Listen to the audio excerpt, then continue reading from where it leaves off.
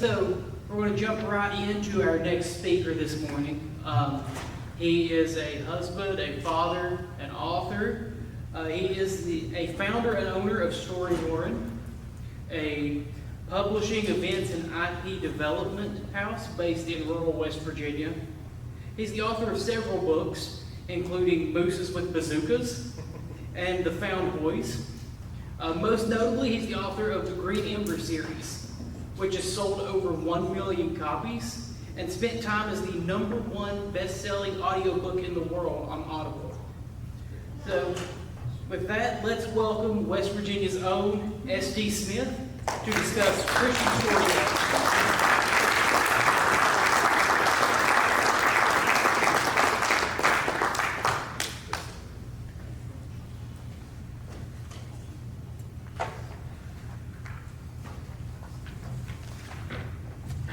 Hey y'all. Nice to see you guys. It's great to be with you. I am a little bit disappointed because Reverend Robinson's talk was basically like the smart version of what I was going to say. So if you're interested in the dumb version of that, then you're in luck. This will probably be more like, if that was Rivendell, this might be more Hobbit. We like Hobbit too. Yeah, sometimes you have to go through Hobbit to get to be prepared for Rivendell. That was cool. I really enjoyed that. That was awesome. And it's feels weird because it feels like an answer to prayer. And actually, that's been my experience with Josh, even just online. It's just like, Lord, are you answering prayers here for our state? Because we pray so much. I mean, probably so many of you guys. How many of y'all are from West Virginia? A lot of us. Thought I saw some hillbillies. I see one every morning in the mirror. I don't know about you guys, but I've been praying for years that the Lord would do cool things here, that He would do stuff like that here. And I am seeing it myself. I am hearing Him say yes to that prayer again and again. And it's happening in Beckley. I think it's happening in Charleston, in Morgantown, a lot of Morgantown brothers here, and down here in the coalfields in Logan County. We're in the coalfields too, Beckley's in the coalfields too.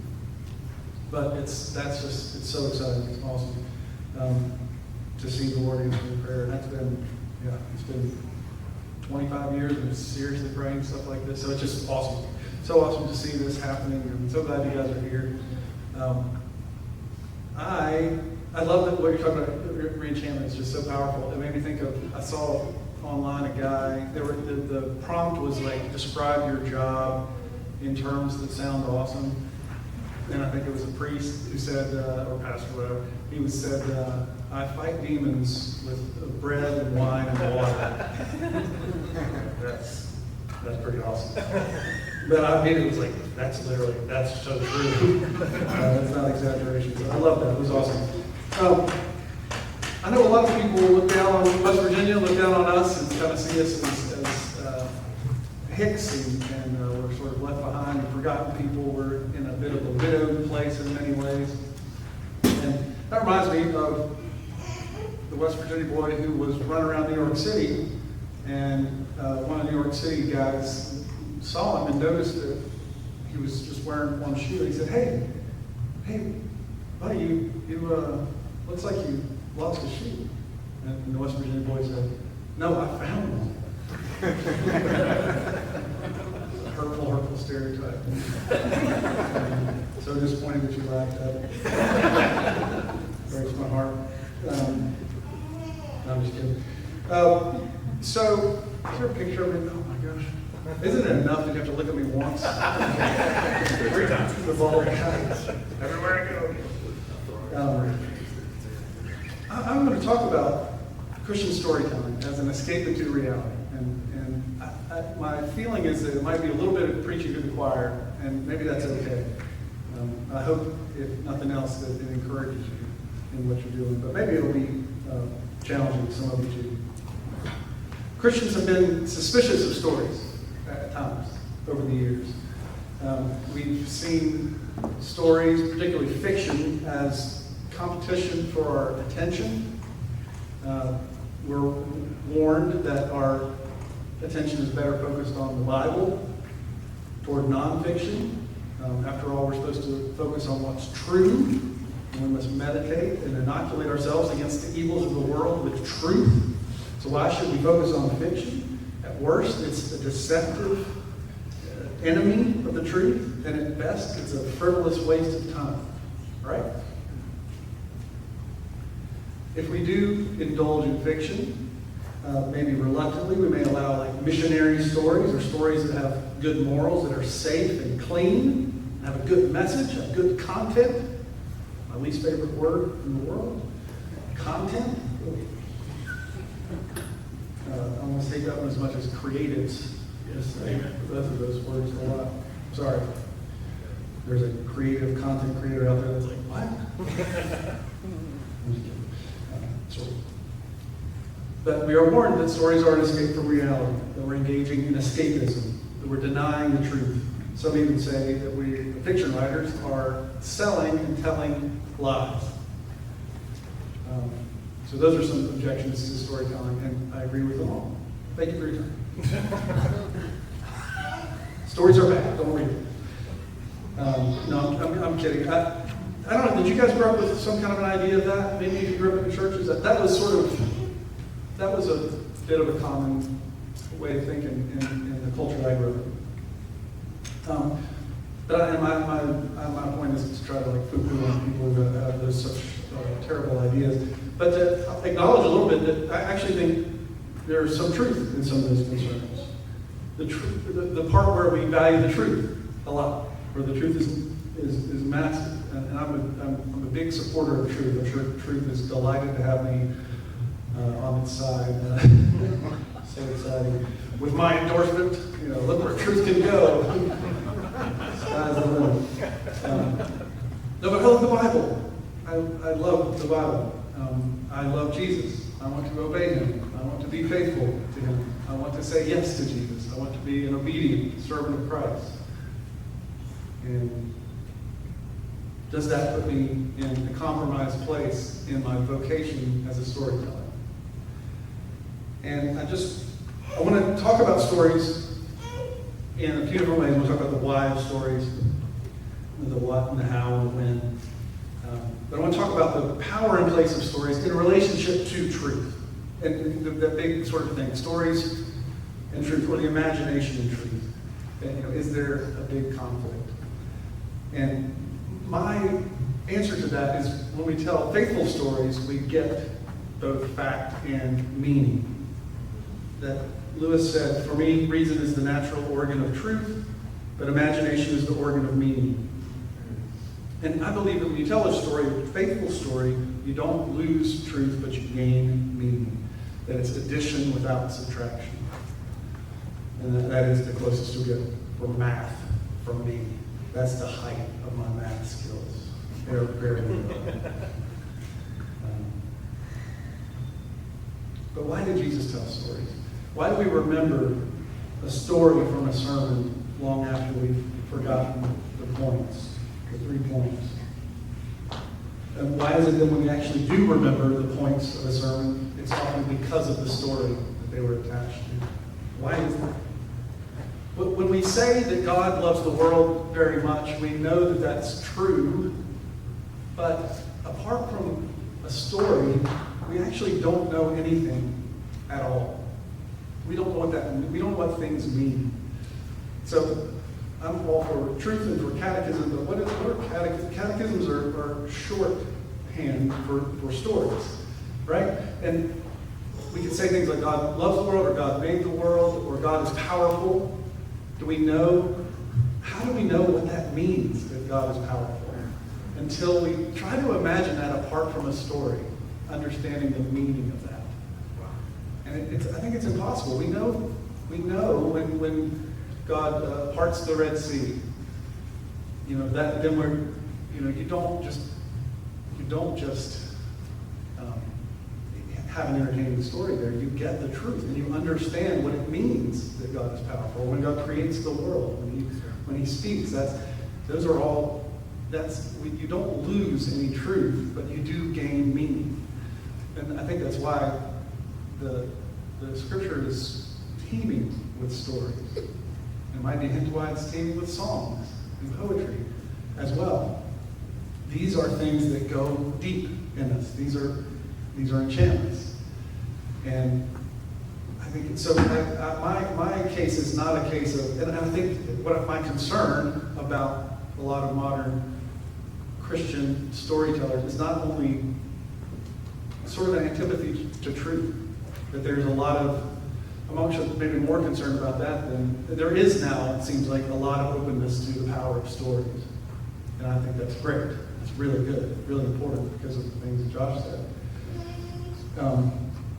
But if we lose the truth, we lose our connection to the truth, we lose our connection to the church, we lose our connection to Christianity, then stories are not only neutral or just like it's nice, like they become really dangerous because they are so powerful, so powerful. That is how we get connected to meaning.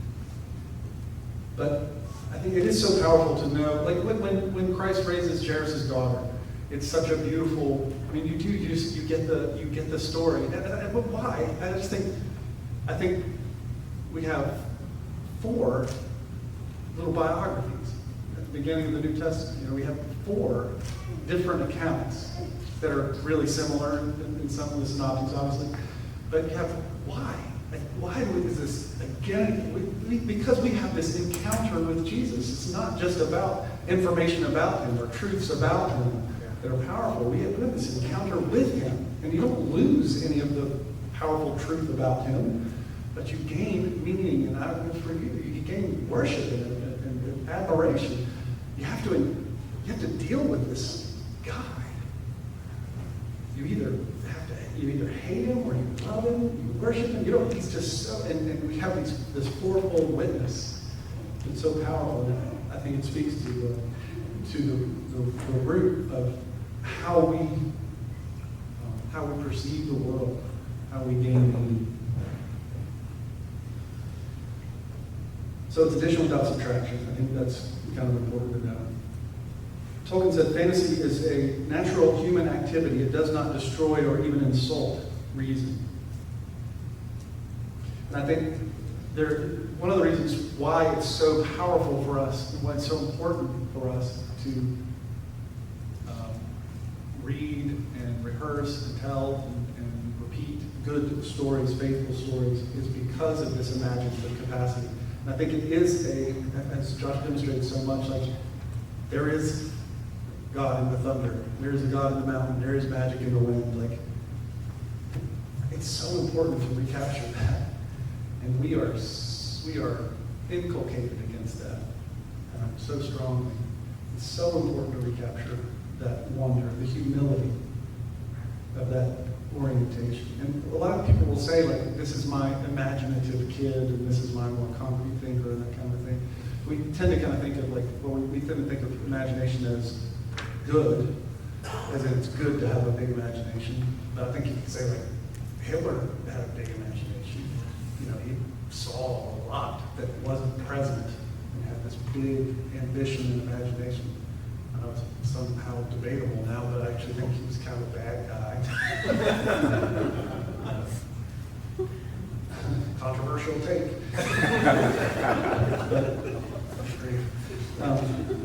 But so it's not, so imagination is not just something that is good in and of itself. It is a capacity, and like our intellect, it is a capacity that everybody has. We might have a little bit less or more of each.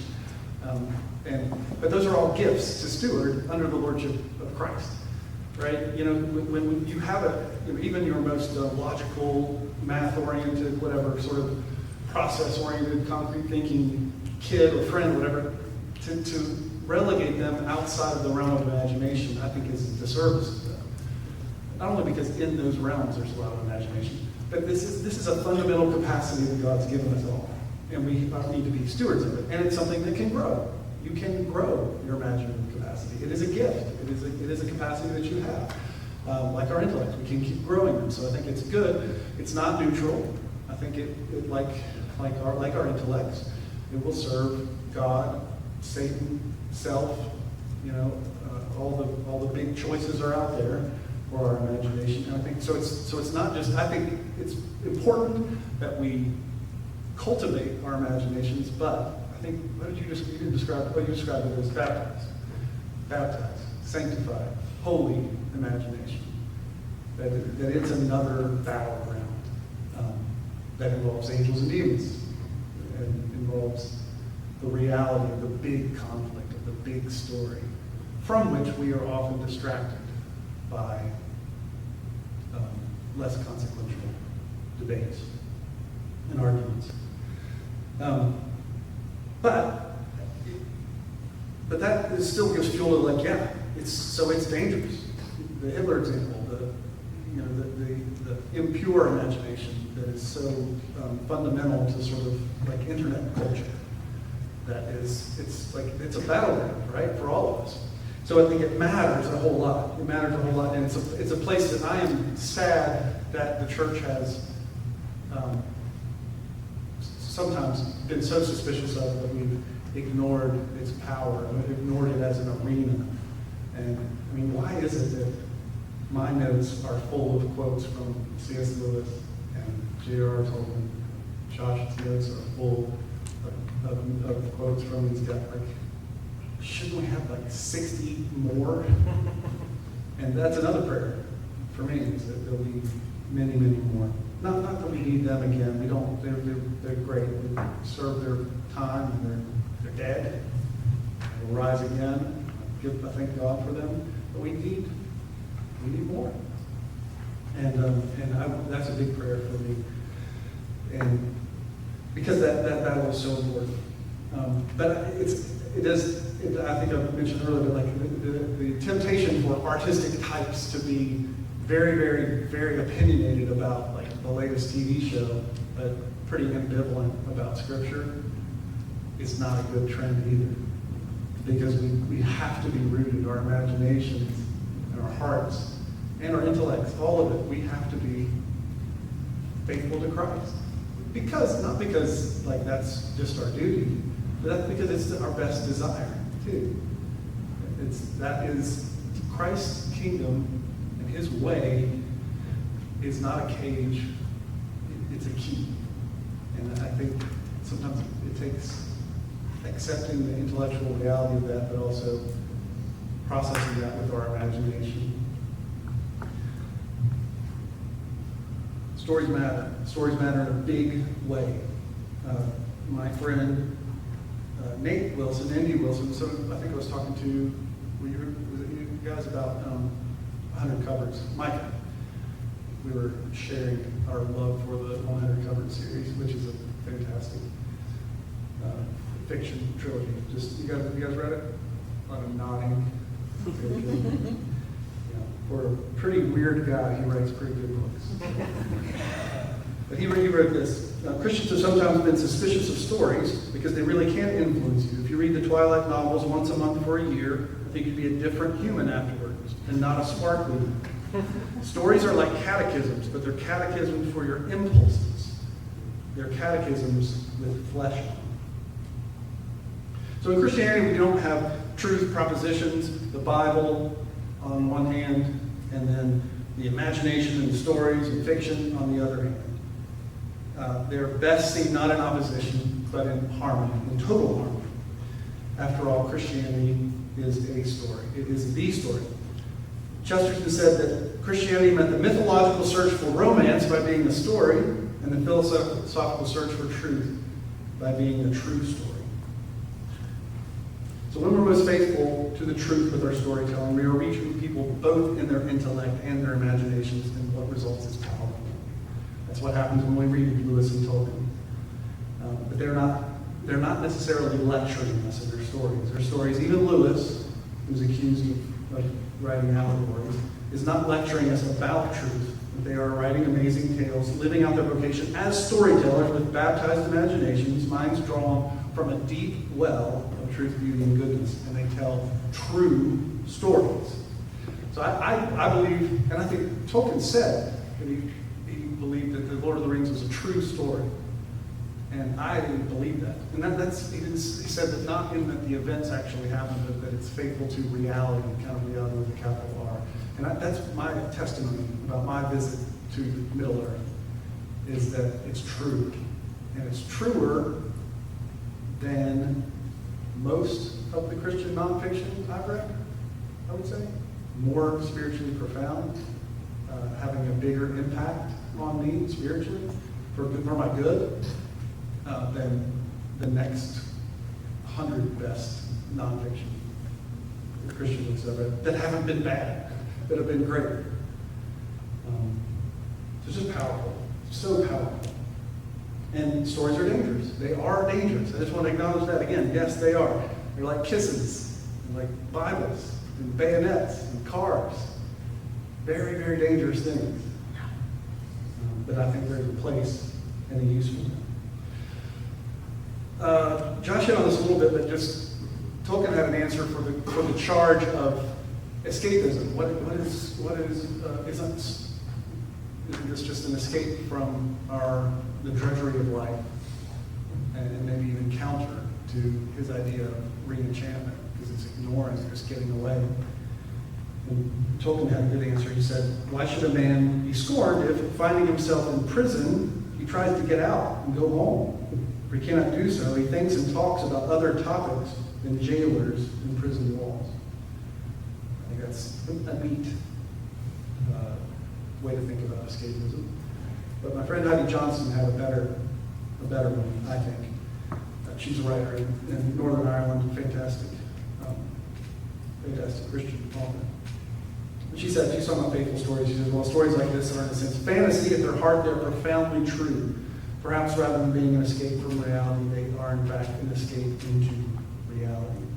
And that was the first time I'd ever heard anyone use that term, escape into reality. And I just stole the words and put them in my heart. I try to give her credit for it. Everywhere I go, she's great. But that's when I heard her say that, I was sitting in the room listening to her give a talk, and I was like, that's what my life is. I want my life to be about. And it was beautiful. An escape into reality. Not biblical truth masquerading as a story. It's not stories as just a mere vehicle for truth, but true and good and beautiful storytelling, imbued with the reality of the world God made and the word God has given. The best stories tell us things that haven't happened with such honesty and beauty that we see and love better those things which are most ultimately beautiful and true. And this is another quotation, predictably, from Chesterton, who is along with Lewis and Tolkien, is just great. It's just great to read and encouraging and helpful. So I don't apologize for quoting them 7,000 times. And, it's a cliche. I kind of like cliches too, actually. It can be really helpful in writing. Fun tip for you writers out there. There's a reason they became cliches, because they were helpful to a lot of people. So anyway, you can overdo it, but Chesterton in Orthodoxy says, fairy tales say that apples were golden, only to refresh the forgotten moment when we found that they were green. They make rivers run with wine, only to make us remember for one wild moment that they run with water. And I don't know if you, Mike, I think you were the one who said you'd read the Jack Zulu books. My son and I read a couple of books. We're working on the third one, and they're set in West Virginia. But the whole heart behind those stories was that this boy who wanted to escape from a small town life in West Virginia, the book is really about him discovering West Virginia and about finding it. And he actually has to do the cliche portal into another world, which is actually the world between worlds. He has to go into Narnia or some other fantasy land in order to discover home. So he basically does what readers do with the best fiction, is that you find not that they enchanted the world around you, disenchanted the world around you, but that you actually have grown eyes to see the enchantment around you, that you're astonished because in the story, the river was running with wine, but you're like, oh my goodness, it runs with water? What? You know, that this is a fantasy world already, that we get food in this weird way, like from the ground, like the same way people came, right, from the ground, growing up, and now how do we get people? You wouldn't believe the story. It's crazy. It's just amazing, right? It's all fantasy. It's just an incredible, beautiful world, and it's absolute nonsense. What a disenchanting spell it takes to blind us from the design and storytelling of our Creator. That's right. What a delusion. And I don't think that should make us like haughty, like, oh, we owned the, because if I argue better about, I don't know how helpful that is. But it makes me sad. It makes me motivated to want to love and not just achieve intellectual repartee victories, while those have value, but to say, maybe through stories, maybe in other ways, look at the sunset. Consider poetry. How do we get Beethoven? Just the world is enchanted already, and we need eyes to see it, which we need a disenchantment from our dark delusions. We need to be liberated. And I'm struck by what Josh said about just like, have you gone to a regular bookstore these days? I mean, the one in Beckley is full of tarot, crystal, witchcraft. It's just, that's like the big table where the bookstore staff, like, this is our stuff. Like, it's dark, but we will be confronted with the reality of the spiritual world, the reality of the world, one way or another. And Ross doubt that? Does that make sense? I was scared. I've said his name wrong in very public places before, and now it's like in my head. I'm just going to keep doing it. But he's a Catholic writer who writes for the New York Times, and he did an interview with Ezra Klein recently in a podcast, and it was so eye-opening and so valuable that you have two people working for the New York Times, and one of them is saying, like, I really think you should be careful with psychedelics because it might open you up to the demonic world. And they're having like a serious conversation about like this kind of stuff, like the reality. But it's real. It's dangerous. Again, danger. But the Bible's dangerous. And guns are dangerous. And cars are dangerous. And kisses are dangerous. Doesn't mean we should not employ them and receive them, but we should do so with, I think, humility and reliance on the Lord. So, dangerous, yes. Our imaginations, if not doxological, will be diabolical. Just like our intellects. It's a capacity that needs, our imagination is a capacity that needs to be fostered and, like all others, brought under the lordship of Jesus Christ. But our imaginations are where we are, that's the place we're moved. It's the place that we, I think, make decisions about who we are and what we love. Just a fact. Just the facts, man. Facts don't care about, we are very concerned with facts. I get that. I feel like that's not where we really, most often, I'm young compared to some of them, old compared to others, I'm 48. In my experience, I don't find facts winning people's hearts and converting people the way that love does or beauty does. And I can say that without subtracting from the importance of truth. Because the gospel is a declaration of truth. It's information, it's words. I get that, and I believe that 100%. I don't know, without holiness, no one will see the Lord. I think there's so much power in our disposition, in our orientation, and in how we love, how we go to war. When we tell faithful stories, we don't lose truth, but we gain meaning. It is addition without subtractions. Facts actually have no meaning apart from stories. And the imagination is a capacity to foster and grow, not an insidious instinct to be suppressed, because we are story-shaped beings. Why stories? I think we tell and hear stories to know we are alive, to be more fully who we are, humans made in God's image. Another quotation from Chesterton from the crazy book Man Alive. I don't know if any of you guys have read it. It is nutty, like a lot of his fiction. There's a character who says, "I don't deny that there should be priests to remind men that they will one day die. I only say that at certain strange epochs, it is necessary to have another kind of priest called poets, actually to remind men that they are not dead yet." I think that's a central part of why stories, poetry, our imagination matters, because they remind us we're alive. The best storytelling is an escape into reality. Do our time check. What time am I supposed to be talking about? I think you got till nine, if you want to go till nine. Okay, I'll give you a little bit, just a little bit more. That's sort of the why of stories. I'll give you just a little bit of the what, and then I'll give you some headlines here. And these are just, I wouldn't take them as authoritative if you were tempted to at all, which would be crazy, because I'm just a bald hillbilly from Wayne County. But these are more like observations and notes from my journey on this. And I'm still on the journey, so I just say that with genuine humility that this is the best I have to offer on the what if stories.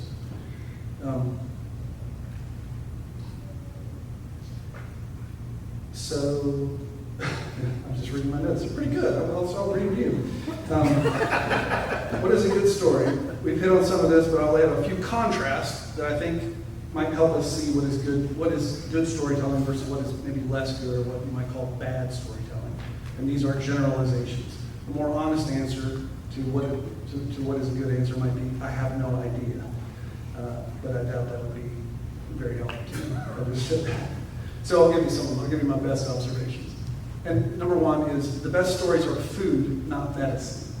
The best stories are food, not medicine. I've seen Tim Keller use this as a polemic, sort of a description of polemics, like about arguments that they are medicine, and they're fine, they're important, like might save your life at some point, but you don't really necessarily want to live on it.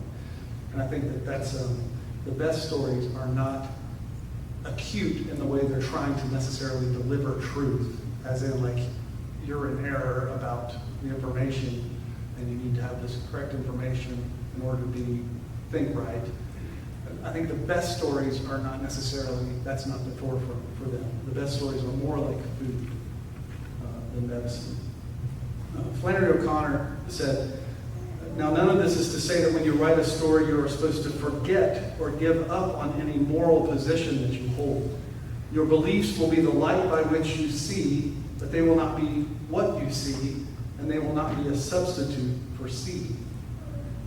I think that's pretty powerful.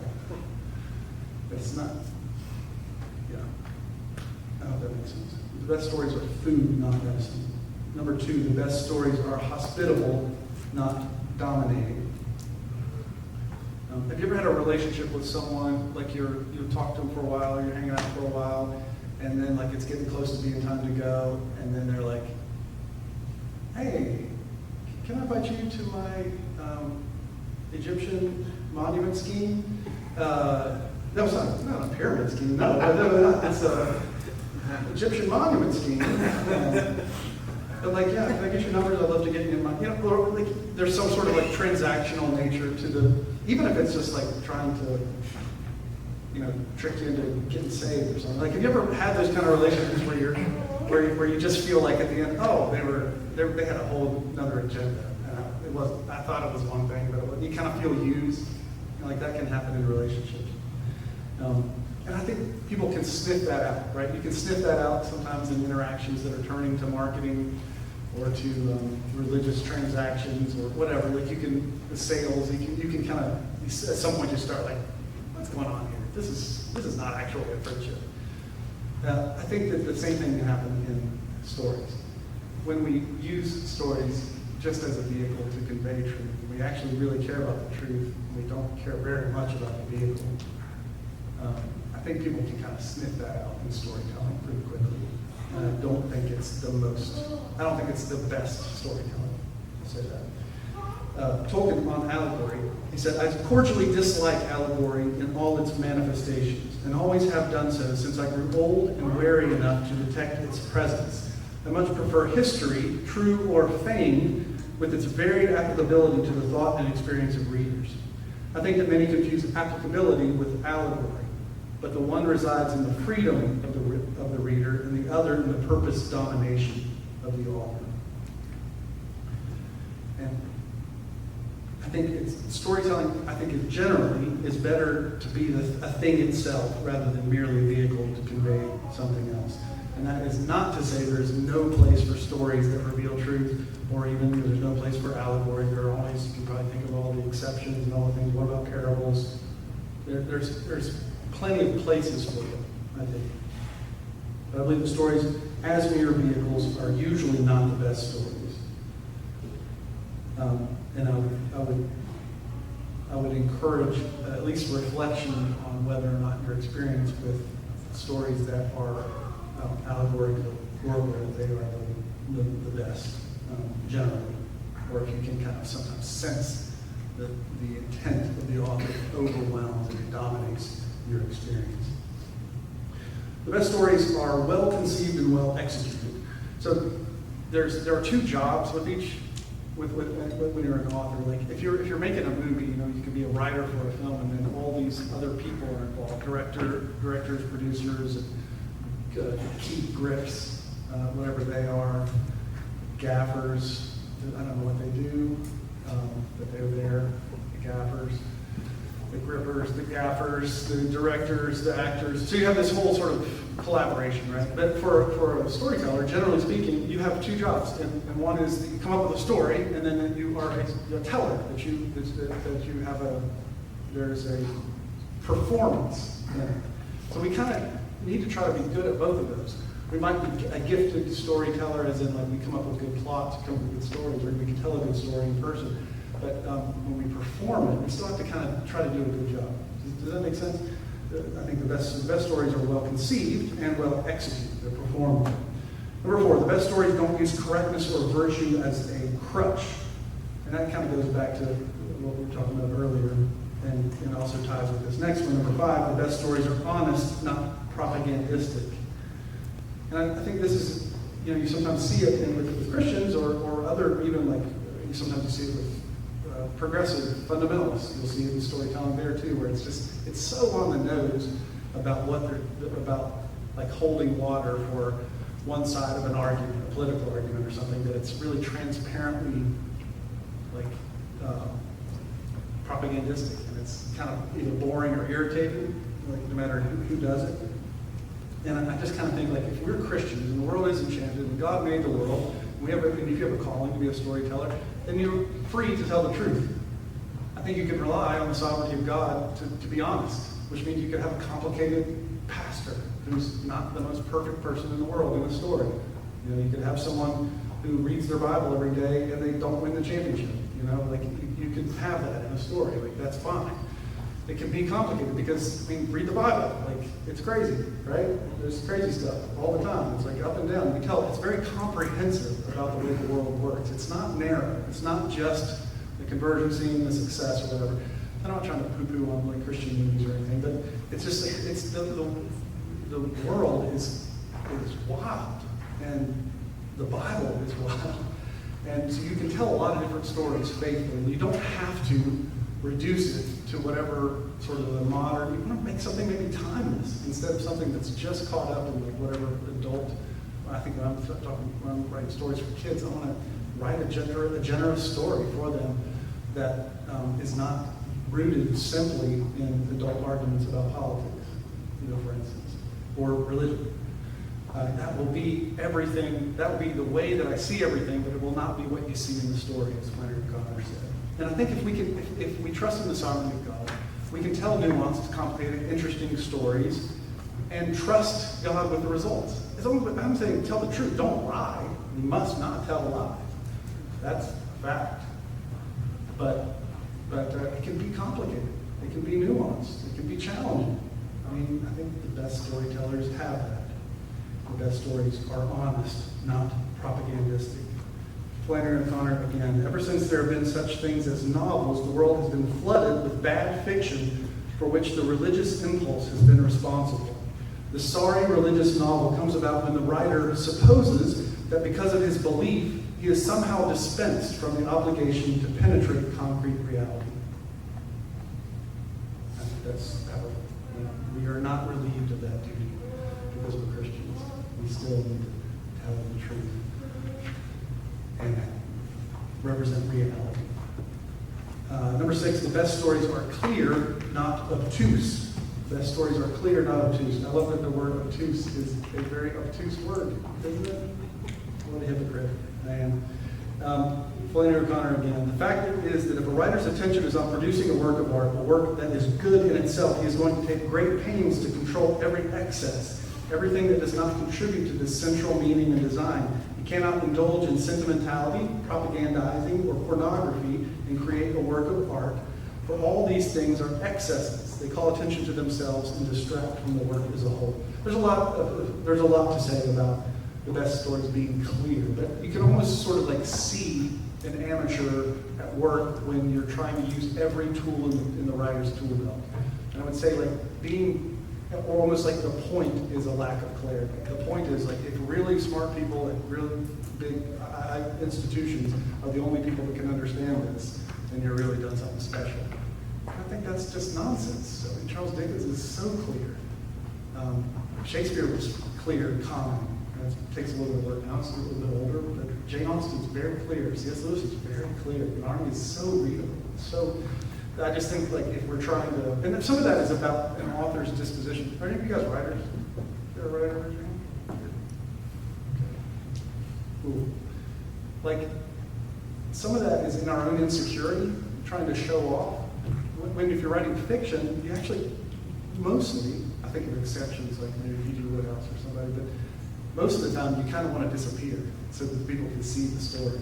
So if people are actually saying, oh my goodness, what a sentence, it's stopping all the time, oh, what incredible, wow, what use of, when you really like, you want them to be lost in the story. I think that's my philosophy anyway. It could be wrong, but sometimes we want to seem like something, and it's much better advice, I think, as a writer to be something. Just be what you are. What you are is telling the story. What do you want to do when you tell a story? You want people to understand it. It's pretty basic and fundamental. But the best stories are clear, not obtuse. And Lewis has some advice on this too, and I don't have it written down. It's one of the few things he said that I haven't quoted today.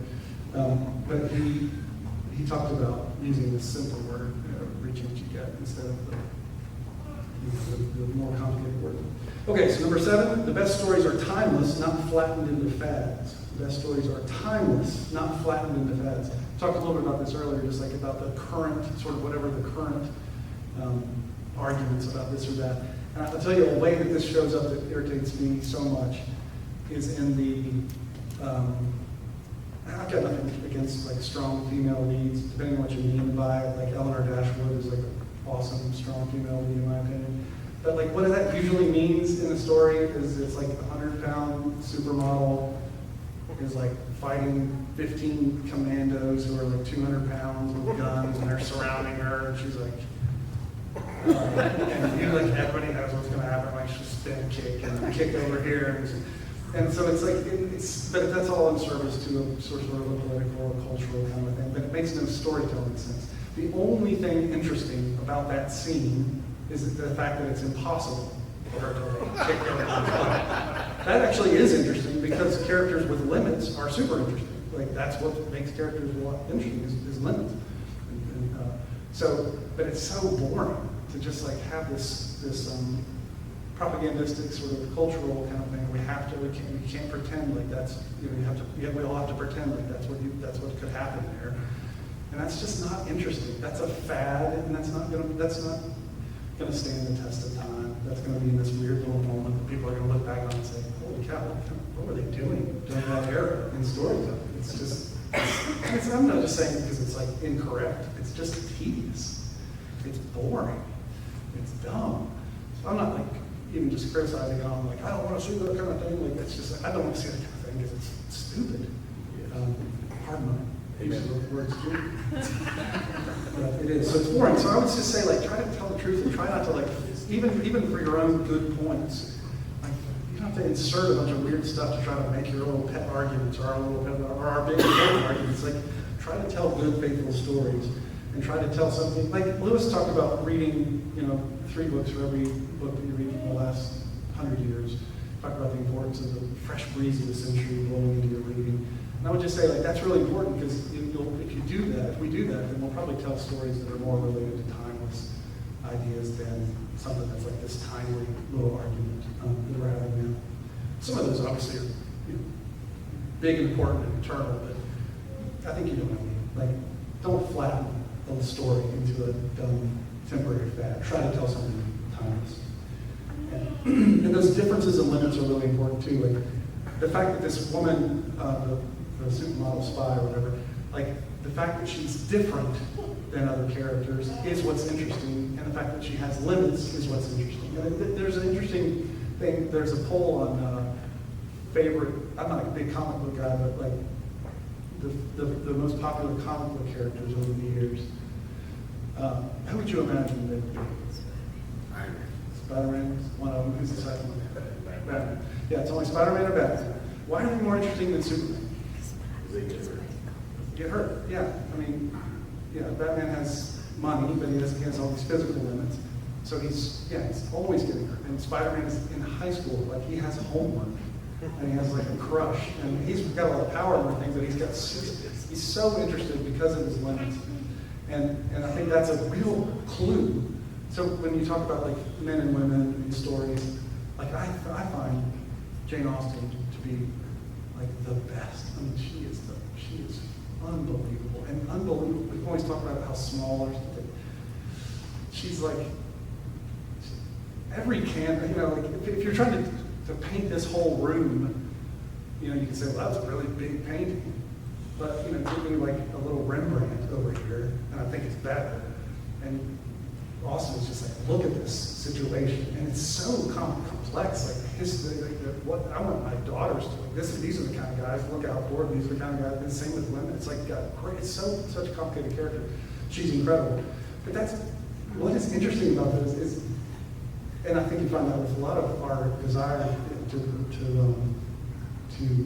enjoy media from that era, like Victoria, Edwardian sort of stuff. The structures in the culture are so refreshing to us, I think. And characters are interesting when they're limited and when they have differences. That's what the world runs on, is all these differences. Like and everything that flattens them, everything that is androgynous is again, I do think it's evil, but it's not just evil, it's boring. Nobody wants to interact with clones, sexless clones, as characters in a story. I want the hero whose legs don't work, because that's interesting. Like, what is he going to do? That's interesting.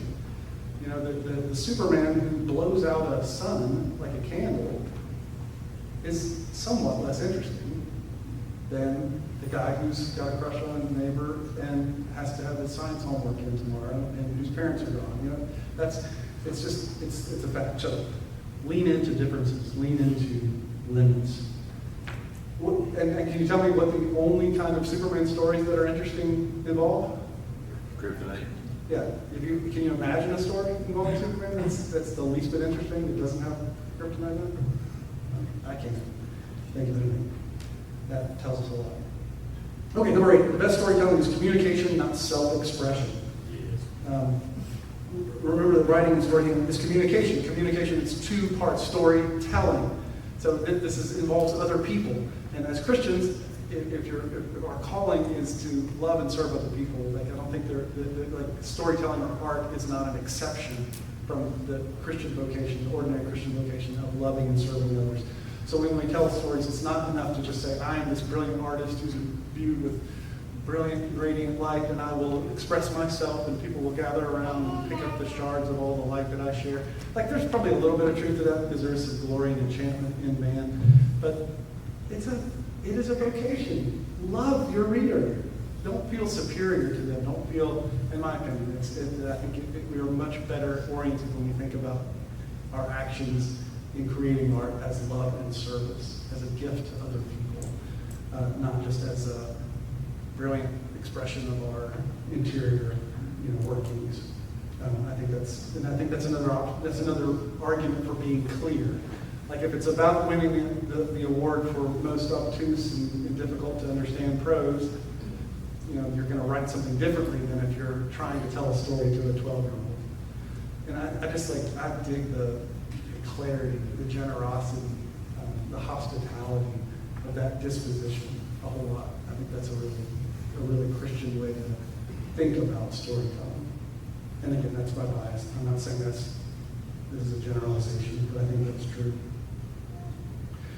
Number 9, the best storytelling is rooted in love and service, not hubris.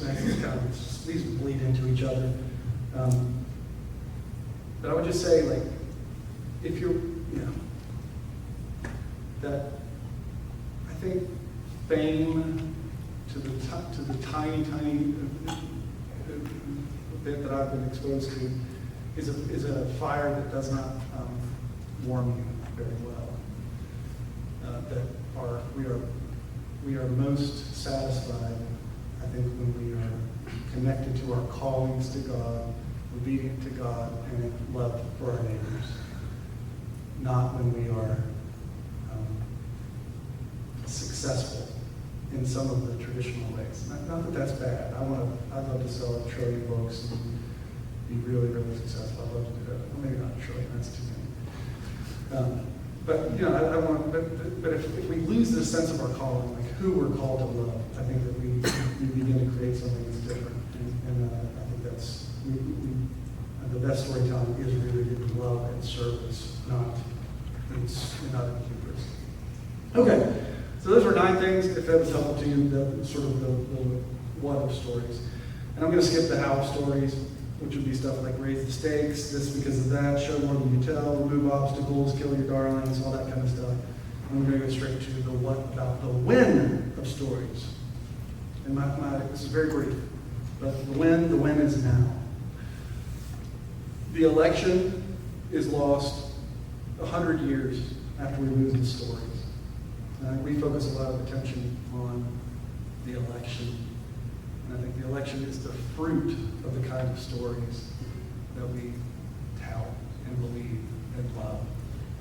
So I don't mean that about this particular one or the last one, whatever. I'm basically just speaking about, we tend to look at these results in culture and politics, and we don't understand that so much of that is framed by the stories we love. And I would think if we're wanting to fight for generations, we should fight on the front of stories. Because I think the fruit from that will be profound. I think even if you're just an unimaginative pragmatist, I think that's more effective. So much more to be gained. The time for stories is now. The time for stories has always been now. Nothing else compares. Nothing else moves us like stories do. It's like stories move us. Cold, hard facts inform us, you are dust. But the story tells us, God has breathed into your nostrils the breath of life. And just going back to that quotation, that we need stories we need a kind of priest, not only to tell us that we're dying, yes. We need another kind of priest called a poet to remind us that we are not dead yet. So, my reminder to you is that you are alive.